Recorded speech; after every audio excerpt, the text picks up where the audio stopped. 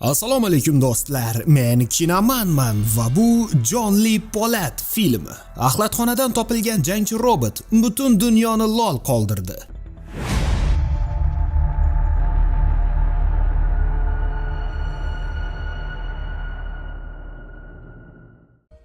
Kelajakda odatiy boks janglari modadan qolib, Bahodir Jalolovday boks yulduzlari odamlarga qiziq bo'lmay qolishdi. Ularning o'rnini odamlardan ko'ra dahshatliroq shou ko'rsata oladigan boshqariluvchi robotlar jangi egalladi. Sobiq professional bokschi bo'lmish Charlie mamlakat bo'ylab sayr qilar va yo'l-yo'lakay o'z roboti bilan janglarda ishtirok etardi. Biroq yutganidan ko'ra yutqazgani ancha ko'p edi. Kunlardan birida unga qo'ng'iroq qilgan tanishi qarzini qachon qaytarishini so'raydi. Aytarlik bahona topa olmagan Charlie esa aloqa yomonligini vaj qilib go'shakni qo'yib qo'yadi. Yarmarkaga kelgan erkak arena menejeri bo'lib ishlovchi do'sti Viki bilan uchrashadi. U Charliga robotini uning ho'kizlaridan biri bilan jang qildirsa, unga yaxshigina haq berishga so'z beradi. Tavakkal qilishga qaror qilgan Charlie agar g'olib bo'lsa, $200 berishini aytadi va Viki agar yutqazib qo'ysa, bu safar uni ayab o'tirmasligini ta'kidlaydi. Jang boshlanadi va Charlie publikaga o'ynashni boshlaydi. Oldiniga hammasi yaxshi ketayotgan edi. Miyasiz ho'kiz temir jangchi uchun muammo tug'dirmayotgan edi.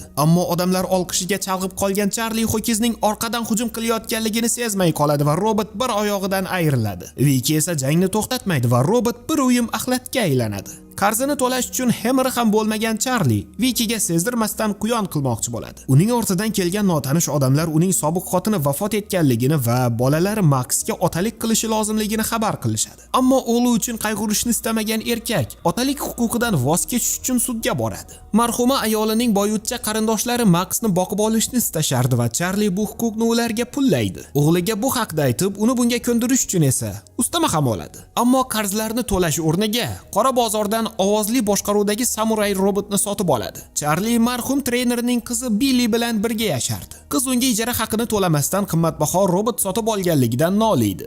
U qizni avrashga harakat qiladi, biroq Billy hisoblarni to'lashlari lozimligini aytadi. Ayni damda Maxni uning oldiga olib kelishadi. Kichkina tirranchi esa otasi uni sotganligidan emas, olgan pulini u bilan bo'lishmaganligidan xafa edi. Hamma pulga robot sotib olganligini aytgan Charlie esa yoqmasa tuyog'ini shiqillatishi mumkinligini ta'kidlaydi. Qolishga qaror qilgan bolakay otasi sotib olgan robotni ko'rib lol qoladi. Charlie ovoz yordamida robotni boshqarishga urinadi, biroq buni uddalay olmaydi. Shu sabab meni aldashdi deb o'ylashni boshlaydi. Biroq Max otasidan ancha aqlliroq chiqib qoldi va robot yapon tilida buyruq bergan bolakayning buyruqlarini bekami ko'z bajara boshladi. Gap nimadaligini tushungan Billy robotning til tahlilini o'zgartirib qo'yadi. Hammasi joydaligiga ishonch hosil qilgan Charlie robotni mashinasiga ortib bellashuvga yo'l oladi. Max ham u bilan birga bormoqchi ekanligini aytadi va ilojsiz erkak bunga rozi bo'ladi. Tunchgach yer osti robotlari jangi bo'lib o'tuvchi manzilga kelishadi. Max ko'rganlaridan juda hayratlanadi.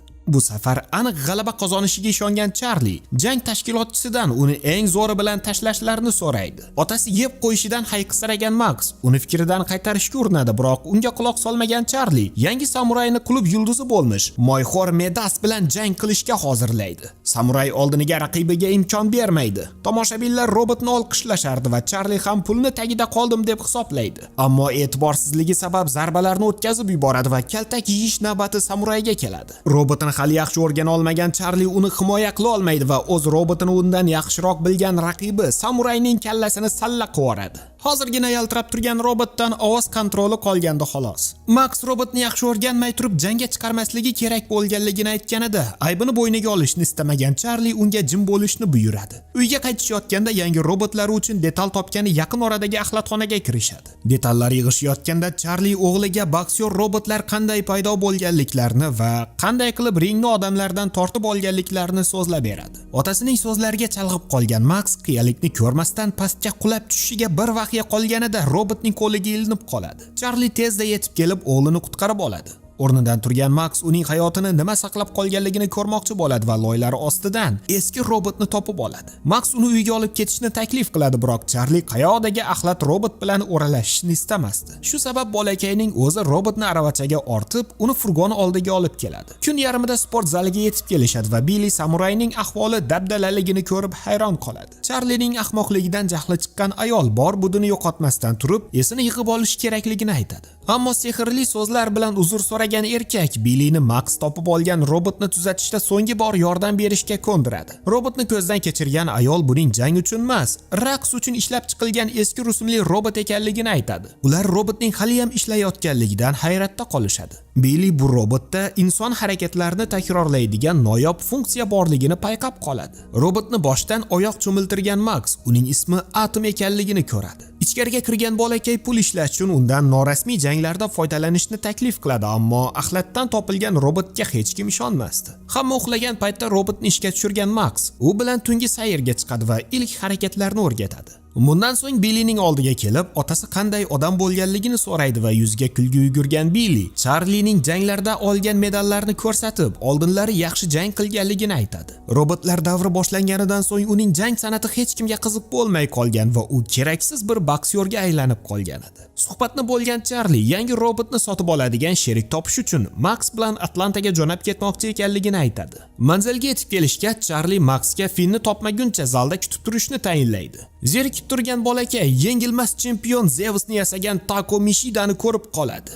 Yaponiyalik muhandis jurnalistlarga Zeus unga qarshi jang maydoniga chiqqan Lyuboyning moyini oqizishi aniq ekanligini aytib intervyu beradi. Ayni damda Charlie do'sti Finndan qarz berib turishini so'raydi, ammo Qoravoyning pul bergisi kelmasdi. Max Atom bilan shug'ullanishdan to'xtamagan edi. Professional jangga chiqish uchun pul topishga to'g'ri kelishini tushungan Charlie esa Atomni ko'cha janglarida toblashga qaror qiladi va ilk jang maydoniga yetib kelishadi. Jang boshlanadi va Max robot boshqaruvini qo'lga oladi. Oldiniga Atom hujum qilmasdan raqibning zarbalariga dosh berishdan uyog'iga o'tmaydi. Charlie ham bilganlarini o'rgatib turadi. Boshidan zarba olgan Atom yerga gursillab tushadi va 30 soniyalik teskari sanoq boshlanadi. Max shosha-pisha robot oldiga borib unga turishni buyuradi va Atom unga quloq soladi. Bundan hayratlangan raqibi agar yana bir raund chida bersa, 2 karra haq to'lashini ma'lum qiladi. Charlie o'g'lini tavakkal qilmaslikka undaydi, ammo qush uyasida ko'rganini qiladi. Ikkinchi raund boshlanadi va Atomning iyak zarbasi raqibining chetini yo'qotib qo'yishiga sabab bo'ladi. G'olib bo'lgan Max esa 2 karralik yutuqni olib ketadi. Ertasi kuni Max Atomga yapon samurayining ovozli boshqaruvini o'rnatganligini va uni tezroq boshqara olishlari mumkinligini aytadi. Charlie unga raqs tushishni ham o'rgatsa yaxshi bo'lishini aytadi va o'g'li rozi bo'ladi. Shunday qilib Charlie unga jang san'atini o'rgatar, Max esa har jangdan oldin olov raqsidan tushib berardi. Atom har jangida g'alaba bilan qaytar, ota-bolalar esa yaqin o'rtoq bo'la boshlashadi. Ishlab topgan pullarning bir qismini qarzlarni to'lash uchun Billiga jo'natishadi.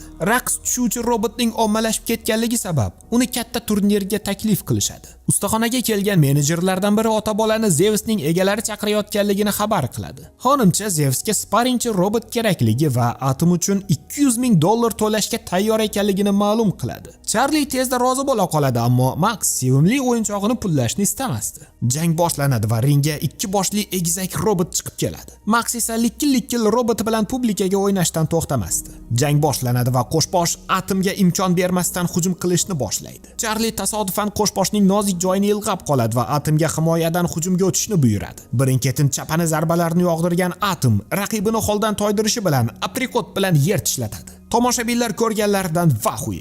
Sudyadan mikrofonni tortib olgan Max o'zidan ketib borib hammaning oldida Zeusga vizib tashlaydi. Turnirga start beriladi va barcha axlatdan chiqqan robot bilan qotil robotning jangini intiqsizlik bilan kutishar edi. Zeus o'z stilida ringga chigirtkadek sakrab chiqadi. Atom ham jangga shay.